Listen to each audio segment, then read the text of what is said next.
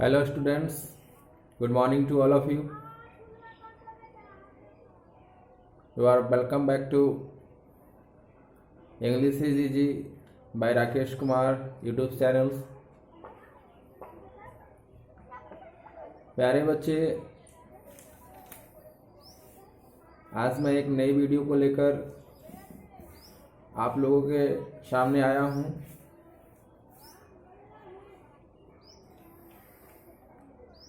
जो भी बच्चे हमारे चैनल को सब्सक्राइब नहीं किए हैं, सबसे पहले चैनल को सब्सक्राइब कर बेल आइकन का बटन दबाना ना भूलें। क्योंकि जब जब मैं नए अपडेट्स डालूं आपके पास नोटिफिकेशन पहुंच जाएगा, इसलिए बेल आइकन का बटन ज़रूर दबाएं। चलिए बच्चे, आज हम क्लास 9th एनसीईआरटी बुक का फर्स्ट चैप्टर, जिसका टाइटल है how I taught my grand mother to read by Sudha Murthy. यह बहुत ही इंटरेस्टिंग एंड इंस्पायरिंग स्टोरी है बच्चे। हम लोग इसे आज सुनेंगे, समझेंगे और यह आप लोगों के लिए बहुत ही फायदेमंद है। मैं बहुत मेहनत करके इस वीडियो को बनाता हूं आप लोगों के लिए, ताकि हमारे बच्चे इसे सीख सकें। तो चलिए बच्चे, आज हम स्टार्ट करते हैं। सबसे पहले हम इनमें कैरेक्टर का चर्चा करूंगा। इनमें मुख्य रूप से दो कैरेक्टर हैं, एक खुद नरेटर है और एक नरेटर की दादी माँ ग्रैंड मदर्स। तो सबसे पहले हम नरेटर के बारे में बताते हैं। नरेटर का नाम सुधा मूर्ति, जो 12 साल की एक युवा लड़की है और बहुत ही तेज बुद्धिमान लड़की है। वह नॉर्थ कर्नाटक की एक गांव में अपने दादी माँ के साथ, ग्रैंड पेरेंट्स के साथ रहती है और उसकी दादी माँ लगभग 62 साल ओल्ड हैं और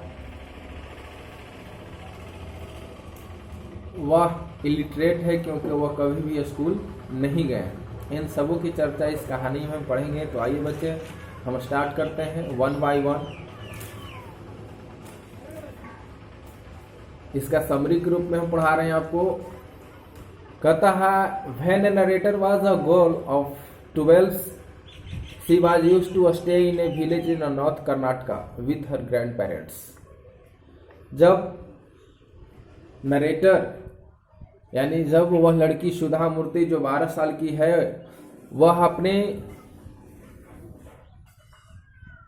ग्रैंड पेरेंट्स के साथ नॉर्थ कर्नाटका की एक विलेज में, एक गांव में रहती थी।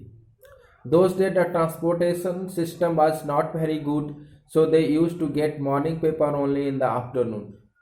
और उस समय, जिस समय की ये कहानी है, उस समय हमारे देश में transportation system, means of transportation उतनी अच्छी नहीं थी, जिसके कारण उस लड़की को, नरेटर को, सुबह का पेपर दोपहर में मिला करता था।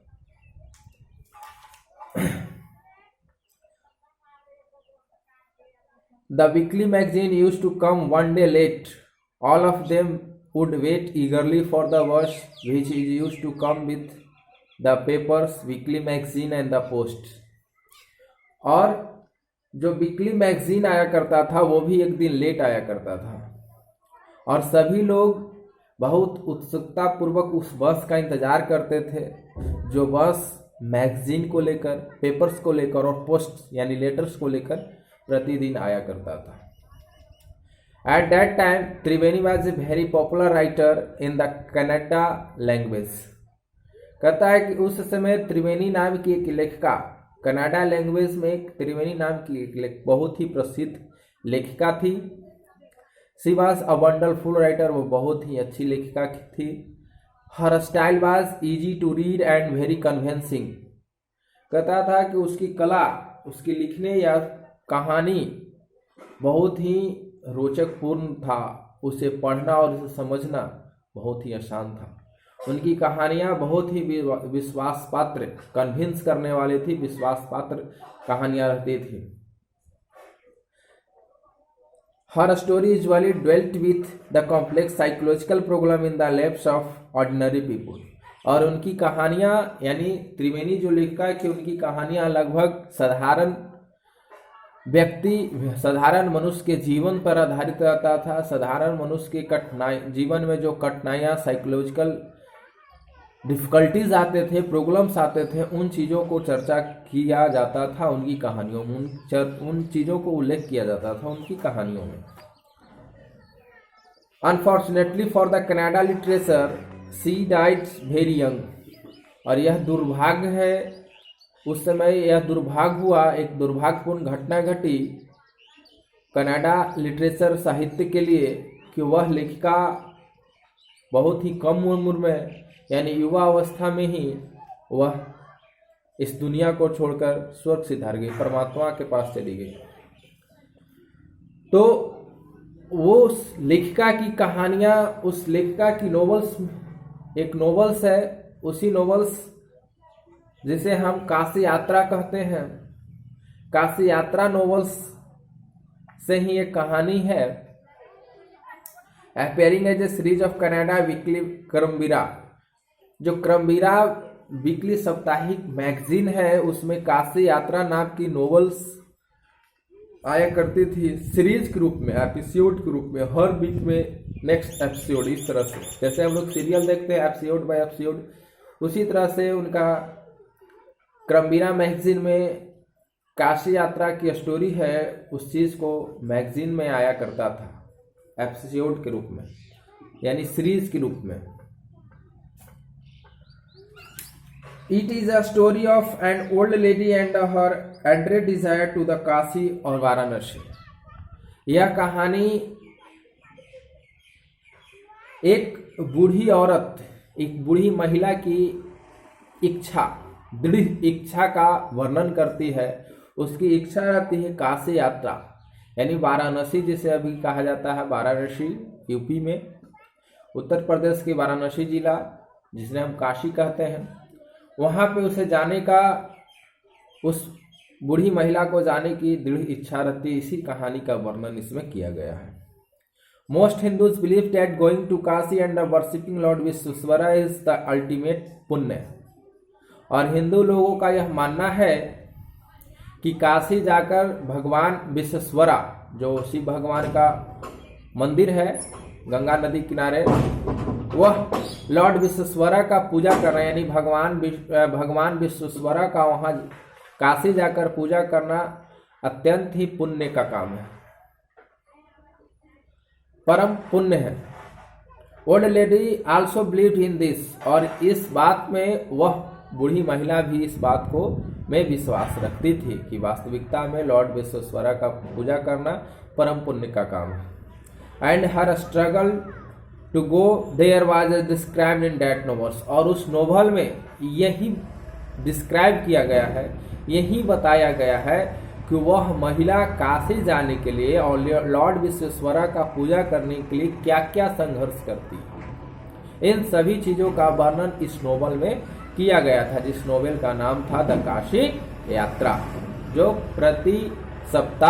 प्रत्येक सप्ताह क्रमवीरा मैगजीन में आया करता था सीरीज के रूप में। बच्चे आप लोग समझ रहे हैं?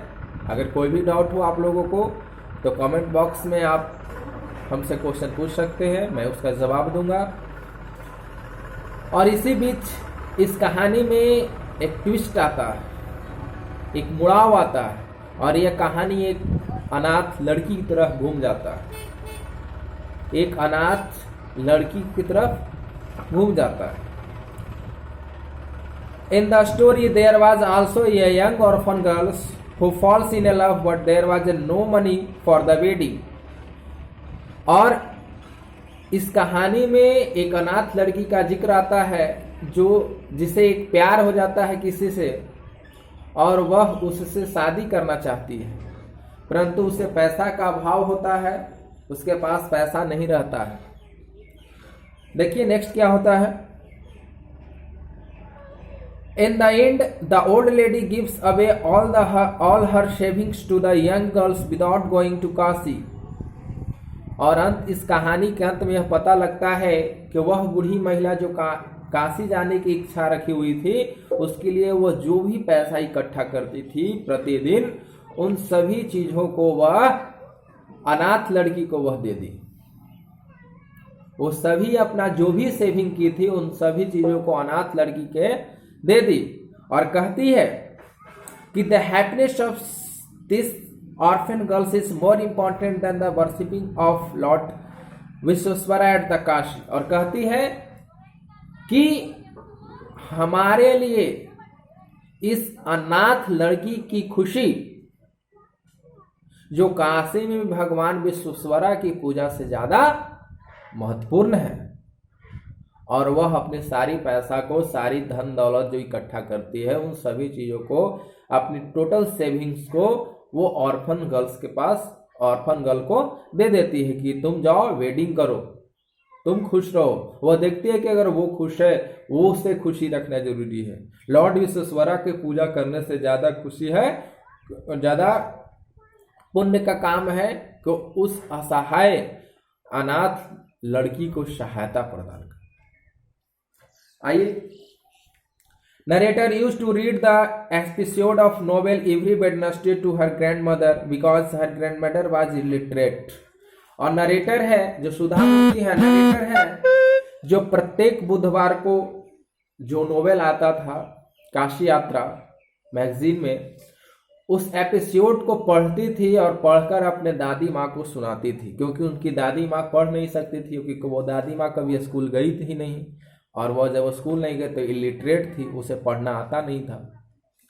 इसलिए वो सुधा मूर्ति जी जो नरेटर है इस स्टोरी का, वो अपने दादी माँ को प्रतिदिन उस स्टोरी को पढ़कर सुनाती थी। During the time, her grandmother listened with the greatest concentration. Her grandmother identified himself with the novel's protagonist because her grandmother was also never been to Kashi. और कहता है कि जब जब हम कहानी सुनाते थे, जब जब सुधा मूर्ति यानी जब जब नरेटर अपनी दादी माँ को कहानी सुनाती थी, तब उसकी दादी माँ बहुत ही ग्रेटेस्ट कॉन्सेंट्रेशन के साथ, यानी बहुत ही एकाग्रकृत होकर, एकाग्रता पूर्वक उनकी कहानियों को सुनती थी। और वह अपने आप को, जो नोवेल में बूढ़ी माँ थी, बूढ़ी औरत की चर्चा की गई है, उसकी तुलना अपने आप से करती थी। उसकी तुलना अपने आप से करती थी, इसलिए करती थी क्योंकि वो भी कभी काशी नहीं गई थी और वो भी एक बूढ़ी औरत थी। तो सोचती थी कि मैं भी काशी नहीं गई और जो नोवेल में चर्चा जिसकी की गई वो भी काशी नहीं गया। तो वो अपने आप को उस बूढ़ी औरत के सामने अपने आप से तुलना करने लगी। Once she went for a wedding with her cousins to the neighbor village. Once she went, यहाँ पे सी किसके लिए आया है? एक बार वह चली गई। For a wedding with her cousins to the neighbor village. अपने कजिन्स के साथ वह पड़ोस की गांव में शादी समारोह में शामिल होने के लिए चली गई। सी यहाँ पे सी ध्यान देनी बात है, यहाँ पे सी नरेटर के लिए आया है, ना कि ग्रैंड मदर के लिए आया है। वह नरेटर के लिए सी यहाँ पे है कि वह लड़की है, दादी की जो पोती है, लाडली पोती सुधा मूर्ति जी जिनका है, वो है जो अपने कजिन्स के साथ एक बार बगल की गांव में शादी समारोह में शामिल होने चली जाती है। और उस समय शादी समारोह एक बहुत ही बड़े इवेंट्स के रूप में मनाया जाता था। In this days wedding was a great events. उस समय, जिस समय की ये कहानी है, उस समय शादी समारोह को एक बहुत ही महत्वपूर्ण उत्सव के रूप में मनाया जाता था। When she came back to her village, she saw her grandmother in tears. She was surprised, for he had never seen her cry in the most difficult situation. जब नरेटर वापस अपने गांव आती है तो अपनी दादी माँ को दादी माँ की आंखों में आंसू देखती है, यानी उनकी आंखों में आंसू देखती है और वह आश्चर्यचकित हो जाती है नरेटर कि मैंने कभी दादी माँ की अपनी ग्रैंड मदर की आंखों में आंसू नहीं देखा, चाहे कितनी भी डिफिकल्ट सिचुएशन क्यों न हो, कड़ी से कड़ी, कठिन से कठिन मुसीबत समस्या में मेरी दादी रोई नहीं। और आज मेरी दादी क्यों रो ही रही है, क्या हुआ, क्या कोई हादसा तो हुआ, वह सोचने लगती है। शी वॉज वॉरीड, वह चिंतित हो जाती है। She used to call her abba, वह यानी नरेटर है जो अपनी ग्रैंड मदर को अब्बा कहकर बुलाती थी। अब्बा मीन्स नॉर्थ कर्नाटका में कन्नड़ लैंग्वेज में अब्बा मीन्स माँ को लोग अब्बा कहते हैं। AVVA अव्वा। वह नॉर्थ कर्नाटका में कन्नड़ लैंग्वेज में माँ को अव्वा कहा जाता है। और वह नरेटर है जो अपनी दादी माँ को अपनी माँ के समान ही मानती थी। Once a summer night and there was a full moon, her grandmother came and sat near to her। और एक गर्मी का रात, यानी गर्मी का मौसम था, गर्मी की रात उसकी अब्बा यानी उसकी ग्रैंडमदर छत पे आती है। जो पूर्णिमा का दिन है, फुल मून है, उजाला है, रात में भी चंद्रमा की प्रकाश दुधिया रोशनी में स्नान, पूरे पृथ्वी, पूरा आसमान नहलाई हुई थी। उसी समय उसकी दादी माँ छत पे आती है और नरेटर के बगल में नजदीक होकर बैठ जाती है। हर affectionate hands touch her forehead. और उसकी दादी माँ को प्यारो भरी जो हाथें होती है, उसकी दादी की जो प्यारी भरी हाथ होती है, जो नरेटर की ललाट को छूती है और उनकी सिरों को सहलाती है। After that she asked to her abba what is the matter. और नरेटर समझती कि जरूर कोई न कोई बात है। दादी माँ आज बहुत प्यार से हमारे ललाट को छू रही है, माथे को सहला रही है और पूछती है कि अब्बा क्या बात है, बताओ तो कुछ। हर ग्रैंड मदर रिप्लाई, उसकी दादी माँ कहती है, When I was a young girl, I lost my mother। कहती है, रोती हुई कहती है कि जब मैं एक यंग लड़की थी, एक जवान लड़की थी, युवा लड़की थी, तो मेरी माँ मुझे छोड़कर चली गई। यानी उसकी दादी माँ, नरेटर की दादी माँ की माँ बचपन में ही छोड़कर चली गई थी। युवा अवस्था में ही उनकी दादी माँ की माँ एक्सपायर कर गई थी, मर गई थी। There was nobody to look after and guide me। और कहते हैं कि उसके बाद मुझे देखभाल करने वाले और मुझे गाइड करने वाला कोई नहीं था। My father was a busy man and got married again। और मेरे पिताजी बहुत ही व्यस्त आदमी थे और वह फिर से पुनः शादी कर लेते हैं। Those day people never considered education essential to the girls, so I never went to a school। और उसकी दादी माँ कहती है कि उस समय लोग शिक्षा को लड़कियों के लिए महत्वपूर्ण नहीं समझा करते थे। पहले के लोग लड़कियों को महत्वपूर्ण नहीं समझ, शिक्षा लड़कियों के लिए महत्वपूर्ण नहीं समझते थे, इसलिए वह कभी, उसकी दादी माँ कभी स्कूल नहीं गई थी। I got married very young and had children. और कहती है कि मैं बहुत ही कम उम्र में मेरी शादी कर दी गई और मैं बाल बच्चे वाली माँ बन गई। I became very busy. और मैं धीरे धीरे दुनियादारी में व्यस्त हो गई और मैं बहुत ही व्यस्त हो गई। And so I couldn't study and she start weeping. और कहती है कि इसलिए मैं पढ़ नहीं सका, और उसकी मलाल है कि मैं पढ़ नहीं सका, और वह रोना, उसकी दादी माँ इतना कहते ही रोना शुरू कर देती है। Narrator hold her grandmother's hands and what is matter. Narrator इतना सुनने के बाद अपनी दादी माँ की हाथों को अपने हाथों में धरती है और कहती है कि माँ बताओ क्या बात है। Her grandmother reply to her that she wants to read novels herself. और उसकी दादी माँ कहती है कि पोती, बेटी, मैं खुद अपने आप से नोवेल पढ़ना चाहती हूँ, मैं सीखना चाहती हूँ कि नोवेल कैसे पढ़ा जाता है। So she want to talk with me, इसलिए उसकी दादी माँ नरेटर से यानी अपनी पोती से पढ़ना चाहती थी, सीखना चाहती थी। She think how it is possible, यानी नरेटर सोचती है, सी यहाँ नरेटर के लिए आता है, नरेटर सोचती है कि यह कैसे संभव हो सकता है। How is it is possible, my grand mother is 62 years old। और वह कहती है, सोचती है कि मेरी दादी माँ तो 62 साल की बूढ़ी औरत है, मैं उसे कैसे सिखाऊंगा, क्या मैं उसे सिखाने में समर्थ हो पाऊंगी।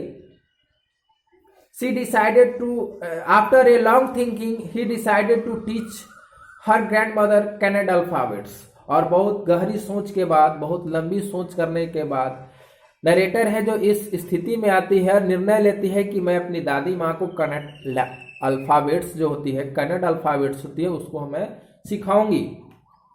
द नेक्स्ट डे, अगले दिन, सी स्टार्टेड हर ट्यूशन, वह अगले दिन ही अपनी दादी के लिए ट्यूशन स्टार्ट करती है। हर अब्बा वाज वंडरफुल स्टूडेंट्स, और उसकी माँ, दादी माँ एक बहुत ही वंडरफुल, अच्छी, अपने आप को एक अच्छी विद्यार्थी के रूप में साबित करती है। The amount of homework she did was amazing, और जितना जा होमवर्क दिया जाए उन सभी होमवर्कों को वह पूरा कर आती थी। वो वास्तविकता में एक अमेजिंग चीज था, बहुत ही वो आश्चर्य करने वाली चीज था कि इतनी बूढ़ी औरत होमवर्क को पूरी तरह से, व्यस्त औरत भी अपनी होमवर्क को पूरा कर आती थी। Gradually the Dussehra festival came as usual, she watched Kashi Yatra novel, ही grand mother called her to puja place and made her sit down on a stool। धीरे धीरे दशहरा एक फेस्टिवल है, कर्नाटका में मनाया जाता है, वह भी आ गया, जिसे सरस्वती पूजा के रूप में कहा गया है। सरस्वती पूजा वहाँ पे हम लोग जब मनाते हैं तो वहाँ पे दशहरा फेस्टिवल मनाया जाता है, सरस्वती पूजा ही एक तरह से उसको कहे। और